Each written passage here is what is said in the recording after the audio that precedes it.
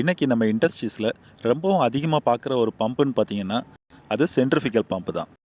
இந்த centrifugal pump பார்த்தீங்கன்னா water supply பண்ணுற சிஸ்டமாக இருக்கட்டும், கெமிக்கல் பிளான்ட்டாக இருக்கட்டும், ஆயில் அண்ட் கேஸ் இண்டஸ்ட்ரீஸாக இருக்கட்டும், பவர் பிளான்ட்டாக இருக்கட்டும், இந்த மாதிரி எந்த ஒரு இண்டஸ்ட்ரீஸ் எடுத்துக்கிட்டாலும் சென்ட்ரிஃபிகல் பம்ப் ரொம்பவுமே அதிகமாகவே இருக்குது. ஃபஸ்ட்டு சென்ட்ரிஃபிகல் பம்புனா என்ன அப்படிங்கிறத பார்க்கலாம்.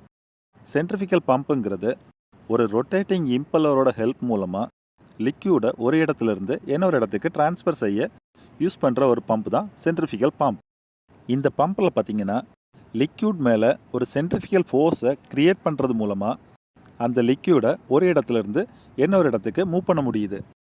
அதாவது பம்போட இம்பலர் ரொட்டேட் ஆகும்போது லிக்யூட் மேலே பார்த்தீங்கன்னா ஒரு அவுட்வர்ட் டைரக்ஷனில் ஒரு ஃபோர்ஸ் க்ரியேட் ஆகுது.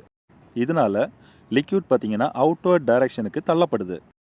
இந்த இம்பலர் கொடுக்குற ப்ரெஷர்னால் பார்த்தீங்கன்னா லிக்யூடோட வெலாசிட்டி எனர்ஜி பார்த்தீங்கன்னா இன்க்ரீஸ் ஆகுது. இந்த வெலாசிட்டி எனர்ஜி பார்த்தீங்கன்னா ப்ரெஷர் எனர்ஜியாக கன்வெர்ட் பண்ணப்பட்டு லிக்யூட் பார்த்தீங்கன்னா டெலிவரி பைப் மூலமாக வெளியே அனுப்பப்படுது.